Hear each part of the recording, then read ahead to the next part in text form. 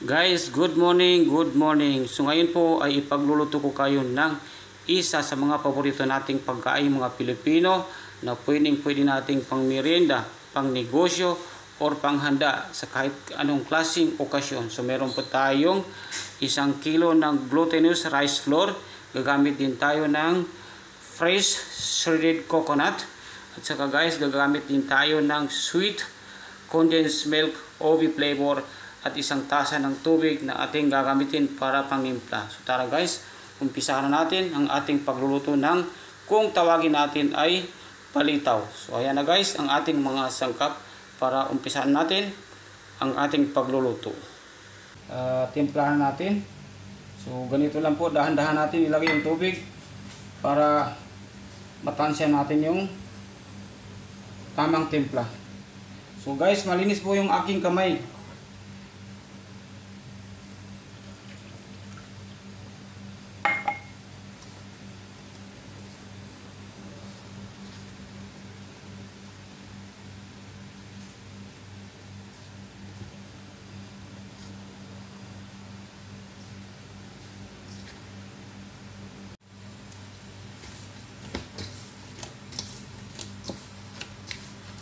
So guys, sa 1 kilo ng glutinous rice flour, so nakagamit tayo ng tubig na 3.5 glass ng tubig. So ito na po yung resulta guys na kailangan natin na consistency ng ating glutinous rice flour dough. So bibilogin natin yan. Bilog natin yan. So kailangan pa natin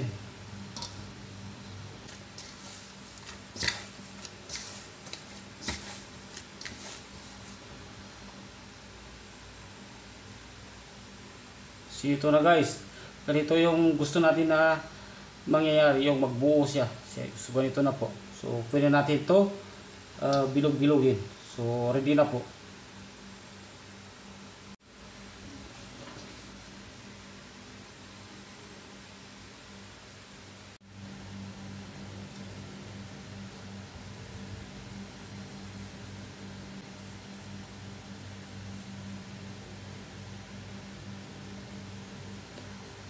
Namimiss ko guys yung nanay ko. Paborito niya tulutuin. Lalo na pag kami ay bagong ani sa aming sakahan. Bagong ani ng rice na malagkit. So ito yung una-una niyang ginagawa sa amin.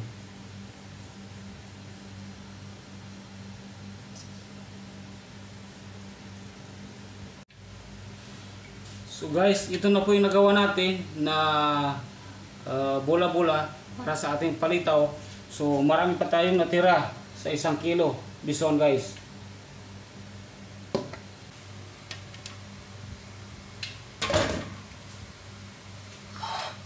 Ready na pong ating pinakuluan na tubig.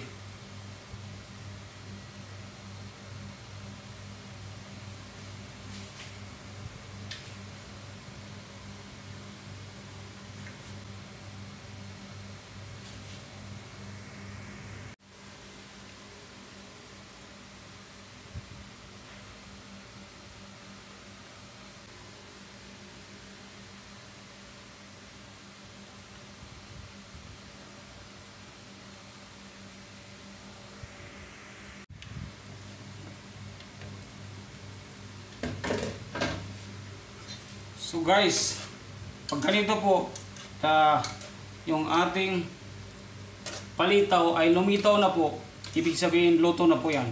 Kaya tinawag na palitaw kasi lilitaw yan eh. Pag naluto na yan, kusa siyang lilitaw. Kanina po ay nakalubo. So ngayon po ay lumitaw na siya. So ibig sabihin yan guys, luto na po.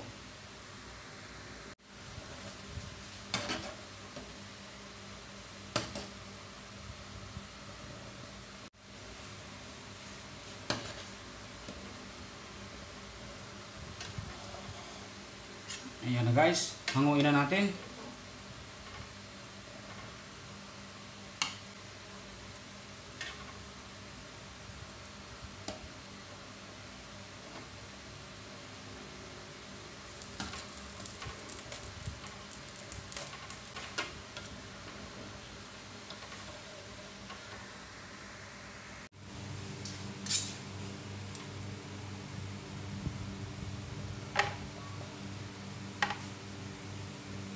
So ihalo na natin sa ating hinanda na shredded coconut, yes.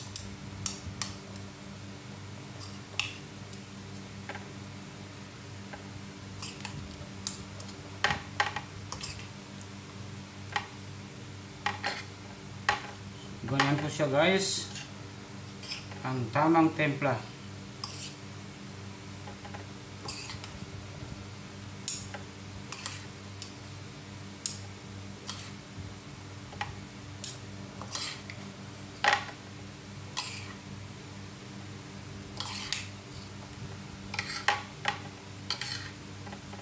Haluin lang natin para pantay-pantay yung kapit ng ating niyog, shredded niyog.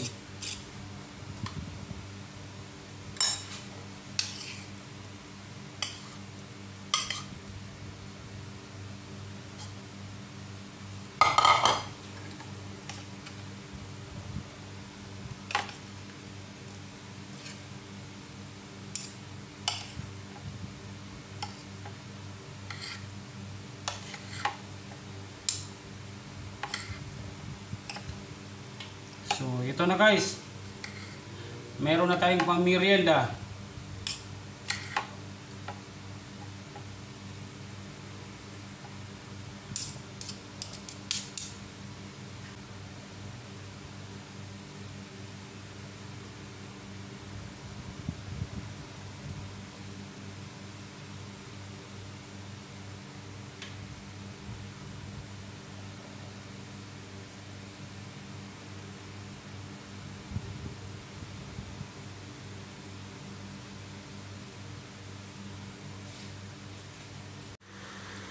So guys, ayan na po ang resulta ng ating ginawang palitaw na ubi flavor. So guys, pag may mga gusto kayong i-request na aking lulutuin sa inyo, so mag-request lang po kayo sa comment section, and then gagawin ko po ng paraan na ipagluto o lulutuin ang inyong mga request. So meron po kayong mga gustong katanungan, gusto kayong i-recommend, gusto kayong malaman, so please lang po paki-comment sa comment section para sasagutin ko po at gagawin ko po ng paraan. So guys, please lang po paki-share, like, and comment lang po ang aking mga video na ina-upload sa araw-araw, para naman sa ganun po ay ma-update po kayo kaagad sa aking mga videos na ina-upload sa araw-araw. So maraming salamat po at mabuhay po tayong lahat.